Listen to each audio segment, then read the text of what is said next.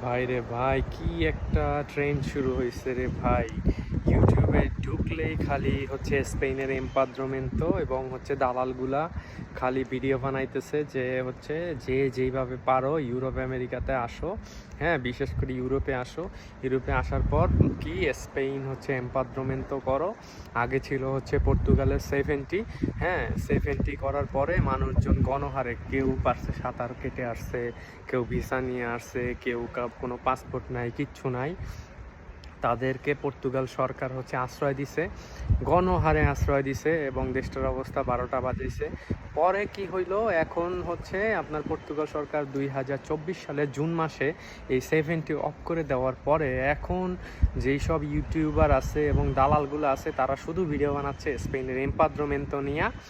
এই এমপাদ্রমেন্তো শুধু মানে ফেসবুক, ইউটিউব, টিকটক যেই জায়গায় যাবেন খালি স্পেনের এমপাদ্রমেন্টোর নাম একদম গণহারে মানে স্পেন সরকার কার্ড ছাপাইতেছে আর হচ্ছে যে যাচ্ছে শুধু তারই দিয়ে দিচ্ছে। ভাই এই সব জিনিস এই ইউটিউব ভিডিও দেখা দেখা স্বপ্ন দেখেন না ভাই। ইউরোপে হুদাই আপনারা অবৈধভাবে আইসেন না। আর এমপাদ্রমেন্তো ভাই, এমপাদ্রমেন্তো স্পেনের কি এটা? এটা আপনি এটা জাস্ট হচ্ছে একটা অ্যাড্রেস নিয়ে আপনি রেজিস্ট্রেশন করতেছেন।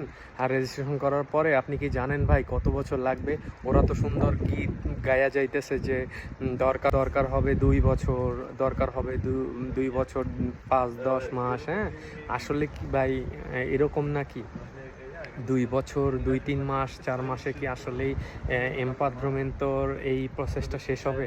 আপনি ইউরোপে এই 2-3 বছরের স্বপ্ন দেখা অবৈধভাবে দালালের চক্করে পইরা আপনি স্পেনে আসতেছেন। আপনি কি জানেন স্পেন সরকার যে কত কঠিন ডকুমেন্টেশনের ব্যাপারে?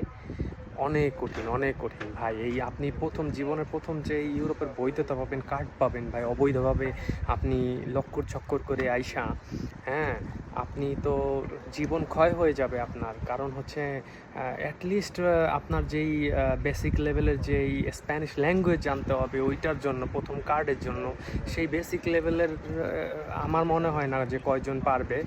আর তারপর প্রসেস শেষ করতে, এবং তারা যে পরিমাণে, আমি যতটুকু জানি 2-4 জন থেকে শুনছি স্পেনের কথা, ভাই অনেক সময় লাগে। আপনি 3 বছরে প্রথম কার্ড পান কিনা সন্দেহ আছে।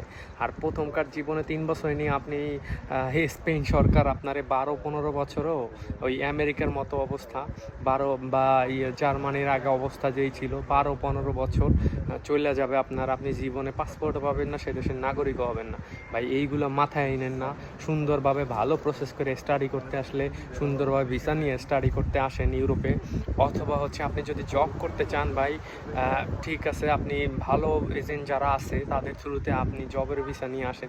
কিন্তু হুদাই ভিডিও দেখা এমপাদ্রমেন্তো করার জন্য সার্বিয়া হইয়া এই জায়গায় হইয়া জীবনে ইউরোপে আইসেন না। জীবনটা আপনার ফাতা ফাতা হয়ে যাবে ভাই।